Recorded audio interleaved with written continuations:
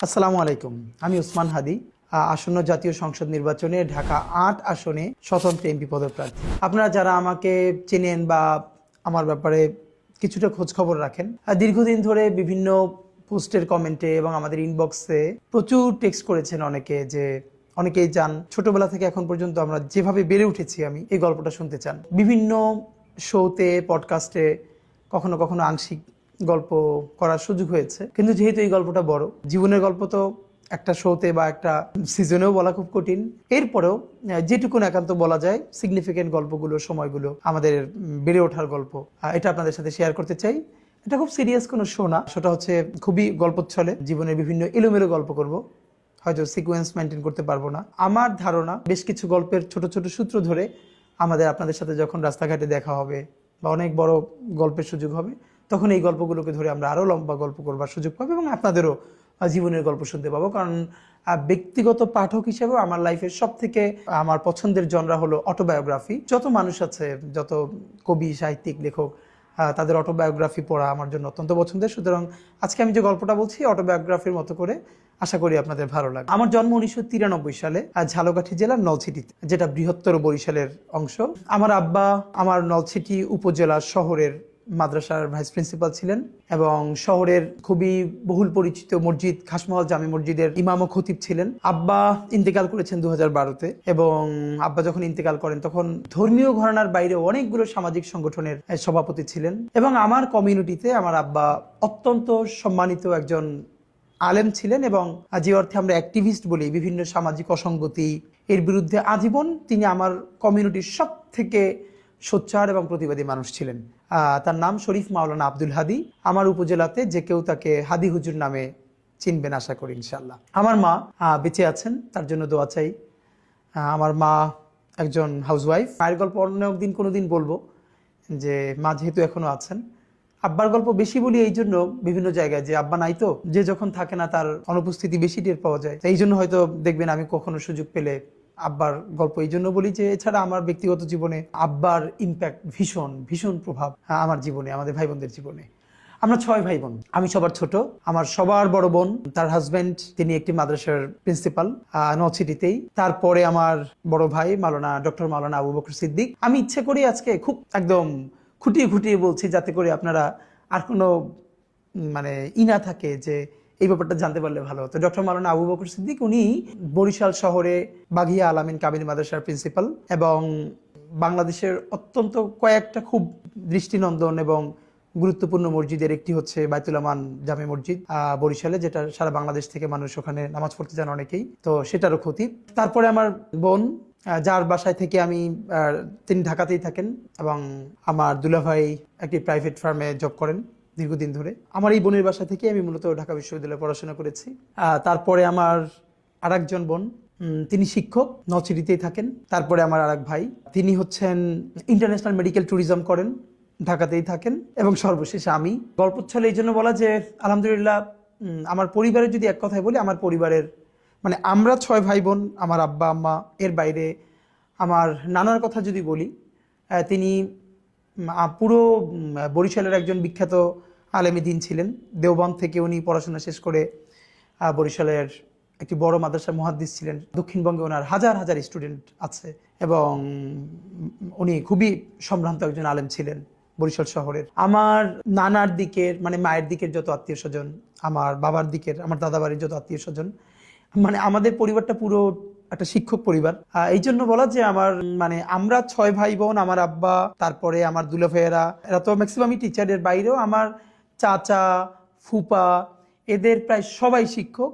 আবার আমার নানা বাড়িরও আমার খালুরা, আমার মামারা, এরাও প্রায় সবাই শিক্ষক। সেই হিসেবে একদম মানে আমাদের পুরো জার্নিটাই একটা শিক্ষক পরিবারের সাথে, শিক্ষক পরিবারে বেড়ে ওঠা। পড়াশোনার ক্ষেত্রে একটু যেটা বলা যে আমি জীবনে যদি খুব ব্লেসড, আল্লাহ তাআলার ভীষণ রহমত প্রাপ্ত একজন আমি মনে করি। এই জন্য কারণ আল্লাহ অনেককেই ভালো পরিবার দেয়, ভালো শিক্ষা প্রতিষ্ঠান হয় না। আবার ভালো পরিবার এবং শিক্ষা প্রতিষ্ঠান হয়, অনেকের জীবনে খুব ভালো বন্ধু হয় না। আমি সম্ভবত আল্লাহর সেই সব রহমত প্রাপ্ত বান্দাদের একজন, যার প্যারালালি আমি জীবনের শ্রেষ্ঠ 3টা জিনিস পেয়েছি। প্রথমত আমার পরিবার। এই জন্য বলা যে মানে শুধু পরিবার না, যে আমার আজকের যে গ্রুমিং, আজকের যে বেড়ে ওঠা, এর বুনিয়াদটা পরিবারে। শুধু পরিবারে না, চর্চাটা ভীষণভাবে। এরপরে আমার শিক্ষা প্রতিষ্ঠান, যেটা নিয়ে একটু পরে লম্বা গল্প করব।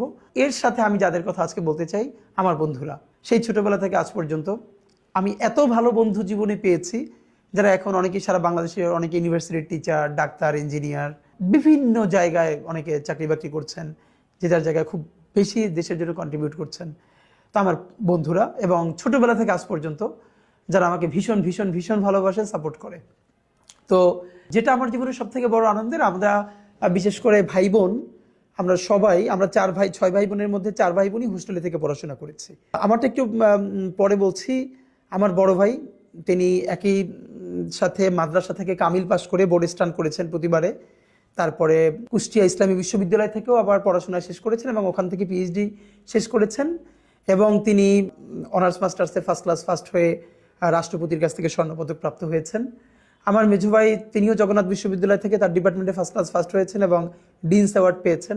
আমার ছোট আপু, যে আমার ইমিডিয়েট বড়, সেও আলিম, মানে ইন্টার পরীক্ষায় বাংলাদেশের সম্মিলিত মেধা তালিকায় মাদ্রাসা শিক্ষা বোর্ডে মেয়েদের মধ্যে প্রথম স্থান অধিকার করেছিল। আর আমার পড়াশোনাটা হচ্ছে এগুলো এই জন্য বলা, যে আমাদের এই জার্নিটা, আমরা ভাই বোন, আমাদের পড়াশোনা আমাদেরকে এভাবে গ্রো করতে সাহায্য করেছে। এই জন্য একদম ঘরের গল্প আপনাদের সাথে করছি, যাতে লম্বা সময় নিয়ে কেউ চাইলে শুনতে পারেন। আমি ক্লাস 1 to 3 আমি আমার নলছিটিতে আব্বার মাদ্রাসায় পড়েছি। 1 to 3-তে পড়বার পরে আমি বাংলাদেশের সেরা হাতে গোনা কয়েকটি মাদ্রাসার একটি হচ্ছে ঝালকাঠি এনএস কামিল মাদ্রাসা, যেটা অনেকে নেসারাবাদ মাদ্রাসা নামে পরিচিত। এটা হচ্ছে আমার জেলা শহরে, আমার বাড়ি উপজেলাতে। তো 3-র পরে আমি নেসারাবাদে গিয়ে ভর্তি হই, কারণ তখন আমার বড় ভাই এবং মেজো ভাই দুজনেই নেসারাবাদে পড়ছিলেন। তখন সারা বাংলাদেশের মধ্যে হাতে গোনা 2-1টি মাদ্রাসার মধ্যে নেসারাবাদ মাদ্রাসা ছিল। তা আমি ক্লাস 4-এ নেসারাবাদে ভর্তি হই। তো তার আগে 1 to 3 ছোট কিছু যে গল্প বলে যাওয়া দরকার। আব্বার মাদ্রাসায় পড়েছি, বাসা থেকে, যেহেতু আমাদের বাসা নলছিটি শহরেই ছিল, একদম মাদ্রাসা থেকে কাছে। আর আব্বা সবার কাছে অত্যন্ত সম্মানিত ব্যক্তি হওয়ার কারণে, এবং আমার ভাই বোনরাও সবাই পড়াশোনায় ভালো থাকার কারণে, এবং মানে সবাই সমাজে আমাদেরকে ভীষণ ভালোবাসতো, আদর করতো। আমরা ভীষণ স্নেহ পেয়ে বড় হয়েছি পুরো সোসাইটির। তো আমি এখন যে গল্পটা সবথেকে আমার জন্য গুরুত্বপূর্ণ, সেটা হলো এই যে অনেকেই জিজ্ঞেস করে যে আমাদের এই যে আজকে পলিটিক্যাল কনসাসনেস এটা গ্রো করলো কিভাবে। আমি এটা অনেকবার বলেছি বিভিন্ন সাথে, আজকেও বলি, যে আমার পলিটিক্যাল গ্রুমিং এর সাথে বিএনপির নামটা ভীষণভাবে জড়িত। নলছিটিতে কুড়িপট্টিতে আমাদের বাসা ছিল, যেটা নদী ভাঙ্গনে আমাদের বাড়িটা ভেঙে গেছে। এটা আমাদের জীবনের বড় ট্র্যাজেডি। কুড়িপট্টিতে আমাদের বাসা থেকে 1 মিনিট দূরত্বে আমাদের উপজেলা বিএনপির অফিস ছিল। এবং আমার খুব মনে আছে যে আমার সাথে বন্ধুরা যখন দিনে খেলাধুলা করতে যেত, অফকোর্স আমিও খেলতে যেতাম, কিন্তু দেখা গেছে অন্য গল্প বা আড্ডার সময় আমি কম, যে আমি বিএনপি অফিসে গিয়ে বসে থাকতাম। বড় ভাইয়েরা, ছাত্রদলের বড় ভাইয়েরা গল্প করতেন, বিভিন্ন পলিটিক্যাল গল্প করতেন, আমি পাশে বসে সেই গল্প শুনতাম। সুবিধা ছিল যেহেতু আব্বাকে সবাই খুব সম্মান করতো, আমাদের পরিবারের একটা, আমাদের প্রতি সবার ভালোবাসা ছিল। তা আমি গেলে সবাই পার্টি অফিসে আদর করতো, বসতে দিত। তো আজকে আমার খুব মনে পড়তেছে যে আমি তো প্রচুর চা খাই। এই কথাটা মানে এখন বলতেছি এই জন্য যে আমার সাথে যারা থাকে আপনি জানেন যে প্রচুর চা খাই। তো সেদিনকে কিছুদিন আগে শাহবাগে সকালে গেছি একটা কাজে, দেখি 7 বা 6-এর একটা মেয়ে ওই স্কুলে যাবে, দাঁড়িয়ে আছে ওখানে ও গার্ডিয়ানের সাথে। তো মনে হয় সম্ভবত বাস আসতে দেরি করতেছে, স্কুল বাস। ও ওখান থেকে চা কিনে চা খাচ্ছে। আমার দেখে এত শান্তি লাগছে, আমি ওরে গিয়ে বললাম তুমি আর 1 কাপ চা খাবো, আমি কিনে দিই, আমার খুব দেখতে ভালো লাগতেছে। এর কারণ আমি সম্ভবত মানে আমার লাইফের গল্প বললে চা খাওয়ার গল্প না বললে আসলে কমপ্লিট হবে না। আমি যখন 2 বা 3-তে পড়ি তখন আমার মনে আছে আমাদের এলাকায় 2 ধরনের চা, মানে বলতো যে সিঙ্গেল চা, ডাবল চা। সিঙ্গেল চা 1 টাকা, মানে হাফ কাপ বা একটু বেশি, আর ডাবল চা 2 টাকা। তো সেই আমলে আমি কাউরি দেখিনি আমার বয়সের যে দোকানে গিয়ে চা খেত। আমি দোকানে যেতাম, ডাবল চা নিতাম এবং পিরিচের উপরে চা ঢেলে পায়ের উপরে পা তুলে তারপরে খেতাম। ক্লাস 2-তে 3-তে বড়রা আমার দিকে তাকাই দেখতেন, আমার ভীষণ ভালো লাগতো যে আমি দোকানে চা খেতে যাচ্ছি। তো সেই যে চা খাওয়া শুরু, তারপর থেকে তো মানে এখন পর্যন্ত চায়ের উপরে আছি।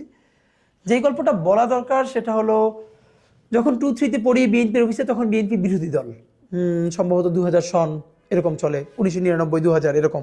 তখন মানে দেশে যে রাজনীতির পরিবেশটা ছিল, এটা আমি এখন খুব আঁচ করতে পারি এই জন্য, যেহেতু আমার একটা মফস্বল শহরে বেড়ে ওঠা। তখন যখন হরতাল হতো, বিএনপি যখন বিরোধী দল হিসেবে হরতাল ডাকতো, আপনারা আমার ধারণা যখন সেই সময়টা বড় হয়েছেন, মানে আমি যখন আমার শৈশবের কথা বলছি, তখন আপনারা যারা আরো বড়, তখন নিশ্চয়ই এই গল্পগুলো রিলেট করতে পারবেন। আমি তখন মনে আছে যে হরতাল ডাকলে দুটো কাজ হতো। হরতালের আগের দিন সন্ধ্যার পরে আমাদের শহরে মশাল মিছিল হতো, বিএনপির পক্ষ থেকে হরতাল সফল করবার জন্য মশাল মিছিল করা হতো, এবং আগের দিন টেম্পুতে করে মাইকিং করা হতো আগামীকালকের হরতাল সফল হোক সফল হোক। আমার দুইটা ব্যাপার খুব মনে আছে। একটা হলো আগের দিন যখন মাইকিং করা হতো টেম্পুতে আগামীকালকের হরতাল সফল হোক সফল হোক, আমিও বড় ভাইদের সাথে টেম্পুতে উঠে যেতাম এবং আমি তাদের সাথে পাশে বসে মাঝে মধ্যে এরকম বলতাম। তখন আমার বলতো, যখন গ্রামের দিকে যেত যে তুমিও বলো, তখন আমি মনে আছে আমি ক্লাস 3-তে পড়ি, আমিও মাইকে বলতাম যে আগামীকালকের হরতাল সফল হোক সফল হোক। সন্ধ্যার পরে মশাল মিছিলটা আমার জীবনে ভীষণ ইম্প্যাক্ট ফেলছে। আপনারা জানেন যে আমরা যখন এই সময়টা বড় হয়েছি, মফস্বল শহরে নিয়ম ছিল বিকেলে যেথায় যাই খেলাধুলো করি, মাগরিবের আজানের সাথে সাথে বাসায় ফিরতে হবে। তো মশাল মিছিল যেদিন হবে আমার তো সেই মিছিলে থাকতেই হবে এবং দেখতে হবে। তো বাসায় ফেরা যাবে না এবং না ফিরলে তো অবশ্যই মার খেতে হবে। সেই মাইরের ঝুঁকি নিয়ে আমি বিএনপির অফিসে বসে থাকতাম। সন্ধ্যার পরে মশাল মিছিল শুরু হতো, সেই মশাল মিছিল করতাম। আবার লুকাই লুকাই করতে হতো, কারণ এর মধ্যে আব্বা বা বাসার অন্যরা দেখে ফেললে তো ধরে ফেলবে। তো মশাল মিছিল শেষে সবাই যখন বাসায় ফিরতো, আমি ফিরতাম না। এর কারণ হলো নলছিটির চৌমাথা আছে, যেখানে মিছিলটা শেষ হয়ে সংক্ষিপ্ত একটা বক্তৃতা হতো, সেখানে খুব কম লোক থাকতো, 20-30 জন। ওইখানে আবার কয়েকজন সংক্ষিপ্ত বক্তৃতা করে প্রোগ্রামটা শেষ করতেন। আমার ভীষণ মনে আছে একজনের কথা, আমি অনেকবার বলেছি, তখনকার নলছিটি ছাত্র দলের সভাপতি তৌহিদ আলম মান্না ভাই। বক্তৃতা এবং স্লোগান যে একটা আর্ট হইতে পারে, এটা আমি জীবনের প্রথমে মান্না ভাইকে দেখে আমার মনে হয়েছে। তখন আমি মনে হয় 2-3-তে পড়ি। মান্না ভাই যখন মিছিলে স্লোগান দিত, আমার মনে আছে আমি বাসায় এসে ওই স্লোগান প্র্যাকটিস করতাম। বিশেষ করে সন্ধ্যার পরে মশাল মিছিলে পরে মান্না ভাই চৌমাথায় যখন তিনি বক্তৃতা করবেন, এইটা শোনার জন্য আমি দাঁড়াই থাকতাম। এবং এখন আমি কানেক্ট করতে পারি যে এই যে বক্তৃতা আমার কাছে ভালো লাগে, সেইটা আমার তখন থেকে বোঝা শুরু। কারণ আমার বয়সে তখন আমি কাউকে দেখি নাই বক্তৃতা শোনার জন্য দাঁড়াই আছে। মান্না ভাই যে বক্তৃতা করতেন, এরপরে রাত্রিরে বাসায় ফিরতাম। আমরা ফ্লাস্ক, আপনারা জানেন ফ্লাস্ক ভেঙে গেলে ফ্লাস্কের উপরে যে মানে কি বলবো যে খোসাটা আছে, এইটা মুখের দ্বারে ধরে কথা বললে অনেক শব্দ হয়, মাইকের মতো কাছাকাছি।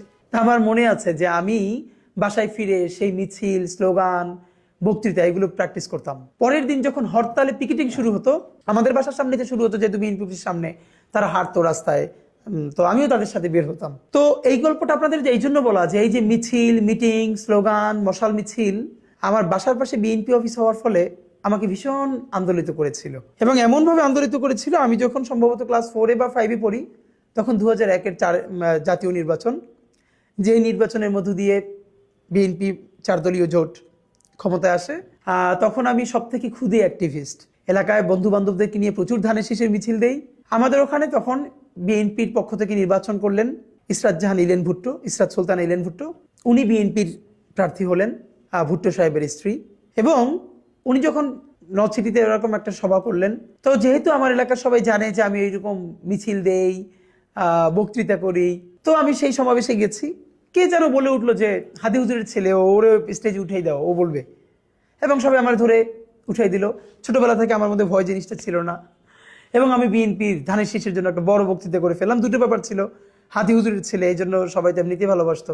তো আমার মনে আছে যে ইলেন ভুট্টো খুশি হয়ে আমাকে, টাকার পরিমাণ মনে নাই, কিন্তু একটা ভালো অঙ্কের টাকা গিফট দিচ্ছিলেন স্টেজে বসে, এবং সেইটা নিয়ে বন্ধু বান্ধবদেরকে নিয়ে আবার মিছিল করে করে বাসায় ফিরে আসছি। তো এই মিছিল, মিটিংটা, স্লোগান ছোটবেলা থেকে আমাদের জানিয়েছে। আমার উপজেলায় যারা আমাকে চেনে, তারা সবাই এই গল্পগুলো জানে, আমাকে রিলেট করতে পারবেন নিশ্চয়ই। এরপর আমি তো নেসারাবাদে ভর্তি হয়ে গেলাম, তখন সম্ভবত 2000 বা 2001 সাল, ক্লাস যখন 4-এ পড়ি। আমি নেসারাবাদে ভর্তি হওয়াটা আমার জীবনের সব থেকে এরপরে টার্নিং পয়েন্ট। সেই গল্পটা আপনাদের সাথে করতে হবে অনেক কারণে। বাংলাদেশ মাদ্রাসা শিক্ষা ব্যবস্থা, মাদ্রাসা সম্বন্ধে আমাদের ধারণা, এবং আমার যে কালচারাল লড়াই এর সূচনা, এই গল্পটা শুনলে আপনারা নিশ্চয়ই কিছু একটা রিলেট করতে পারবেন। আমি আপনাদেরকে নেসারাবাদের গল্প বলবো, যখন আমি ক্লাস 4-এ ভর্তি হলাম।